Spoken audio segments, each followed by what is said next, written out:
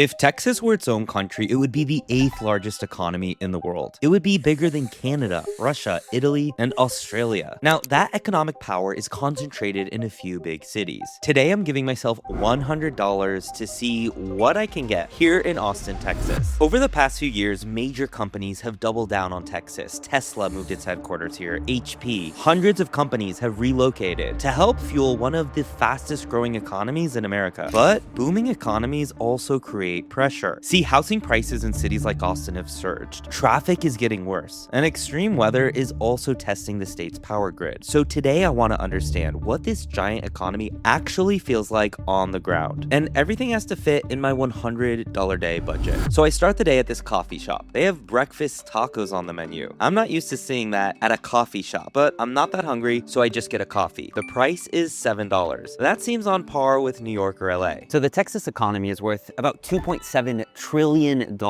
That makes it the second largest state economy in the US behind only California. But the really surprising thing happens when you actually zoom out and compare Texas to entire countries. Because if Texas were its own country, it would be the 8th largest economy in the world. That means Texas by itself would produce more economic output than countries like Canada, Russia, or South Korea, or Australia, or even Spain. In fact, it would be just behind France and above Italy in the global rankings. Another way to think about it is that Texas produces about 10% of the entire economy for the United States. And this state is growing fast. The state's population passed 31 million people, and in just the past year alone, Texas added more than 500,000 new residents. That's more than any other state in America, including California. But rapid growth comes with a lot of challenges. Texas has faced power grid failures, rising housing costs in major cities, and increasing climate pressures like extreme heat or hurricanes. Or even here in Austin, they had a huge boom and then a lot of people left. I made an entire video about that. Make sure to check it out. But the big question here is, how did Texas build one of the largest economies, not just in the US, but on Earth? And can that actually continue? I take a bike ride using the scooters and bikes that are available for sharing all over the city. The price of the 10-minute bike ride is $6. And it's cool because you can rent one within the Uber app itself. Okay, I arrived to the Texas State Capitol building. It's honestly impressive. The building is massive and even taller than the US Capitol in Washington, D.C. I take a free tour where the guide walks you through the chambers and shares stories about the history of Texas and politics. So the Texas economy didn't grow because of one industry. It's actually growing because of several major industries, and they all expanded at the same time, creating a diversified economic powerhouse. First, there's energy. So Texas produces more oil and natural gas than any other state in the US. The Permian Basin in West Texas is one of the most productive oil regions in the world. And Houston has become the global capital of the energy industry, home to thousands of oil, gas, and petrochemical companies. But Texas is not just about fossil fuels, because it's also the largest producer of wind energy in the US. And now solar energy is expanding rapidly across the state. Second is manufacturing. I was surprised to learn this, but Texas has one of the largest manufacturing sectors in the country, producing everything from chemicals and plastics to aerospace equipment and semiconductors. And in recent years, major industrial projects have been built across the state. Think about Tesla's Gigafactory outside of Austin. That employs more than 10,000 workers and produces electric vehicles and batteries. And even Samsung is now investing $17 billion to build one of the largest semiconductor factories in the US.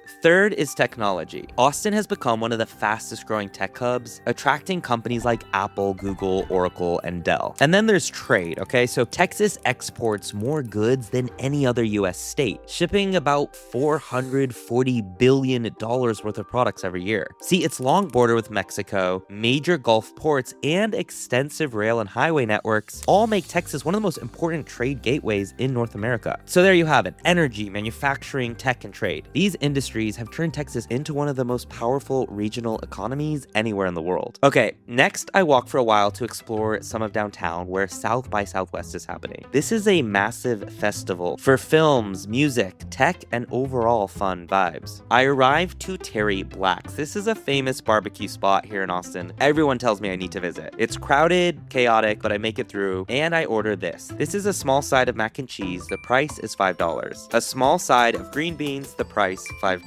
Coleslaw $5. A soda $3. We are experiencing a shift right now where AI is moving from a chatbot to an agent that does things for you in the real world. But today it's still super annoying to get AI to actually communicate with your tools. So this is where something called Model Context Protocol, or MCP, comes in. And today's sponsor, Zapier, just released an MCP server which acts like a master key for your AI. I've used Zapier for a while now to automate my life. And now they've made over 8,000 apps available to your AI agents, and you don't have to write any code at all. You just pick your tools, grab the URL, and plug it into Claude or Cursor. It transforms your AI from a writer into an assistant that can actually execute tasks across all the software you're already using. Try the free tier with the link below and see how it actually feels to have an AI that finally has hands and makes your life easier. Thanks again to Zapier, and now back to the video. And then I get this brisket and turkey. This costs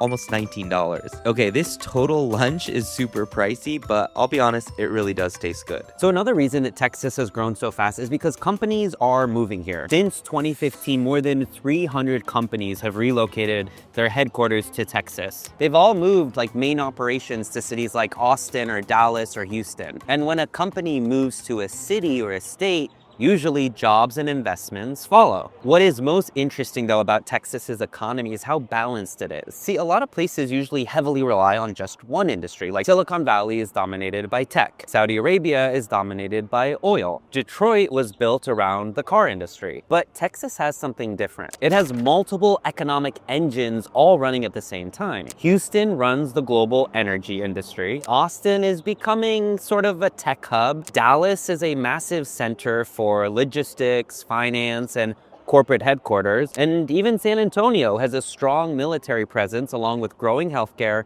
and biotech sectors. Economists actually sometimes refer to this as the Texas Triangle. Three major metro areas, Houston, Dallas, and Austin, connected by highways and trade routes that form one of the most powerful economic connections in the US. Also inside of this triangle lives most of the state's population and economic activity. And because the economy is spread across several cities and industries, Texas has been able to grow rapidly without depending on a single industry. After lunch, I order a Waymo. This is a self-driving car without any human driver, and they are everywhere now around Austin. The company is owned by Google. The experience feels weird at first, but it's really cool. The price is $12. I walk around downtown Austin and experience the vibes of South by Southwest. I come to Texas House. This is an activation promoting the education sector and the economy of Texas. So rapid growth also creates pressure. Texas is one of the fastest growing states in this country, and cities like Austin and Dallas are now struggling to keep up with demand for housing, transportation, and infrastructure. Traffic congestion has increased dramatically in urban areas. Housing prices have risen quickly in cities that were once known for affordability. Later, I get a $7 latte. And then there's the power grid. Texas operates its own electricity system, which is largely independent from the rest of the US. That independence gives the state flexibility, but it also creates risk. Like during extreme weather events, the devastating winter storm of 2021, millions of Texans lost power for days. Climate risks also pose long-term challenges. Texas regularly experiences extreme heat, hurricanes along the Gulf Coast, and drought conditions in some regions. And despite the enormous size of the economy, many communities still face issues related to things like income inequality, healthcare access, and just rising living costs. Okay, by now it's time for dinner, and I come to this place called Torchy's Tacos. I've noticed that Austin has a huge food truck scene. Apparently, Torchy's started in Austin as a food truck, but now it has many physical locations, even in multiple states. I get the chips and guac for $7, and I get two tacos. This one is called the Trailer Park. It's $5. It's fried chicken, green chiles, lettuce, pico de gallo, mixed cheese with poblano sauce on a corn tortilla. And I get another taco. This one's $5. It's chicken fajita, marinated in grilled chicken, grilled onions, peppers, pico de gallo, cheese, and tomato salsa. So the big question now is whether Texas can maintain all of this momentum, because the global economy is changing. Energy markets are evolving, tech is moving faster than ever, and cities like Austin are becoming more expensive. But Texas still has some big advantages here. For one, there is a huge amount of land. It has some of the cheapest energy in the United States, and it still has a really business-friendly environment that companies find attractive. attractive. And perhaps most importantly, Texas has a population that just keeps growing. Remember, more people means more workers, and that usually means a bigger economy. So while Texas already has one of the biggest economies on earth, the bigger story may still be ahead. Because if the current trend continues, Texas won't just remain one of the biggest state economies in America, it could be one of the most powerful economic regions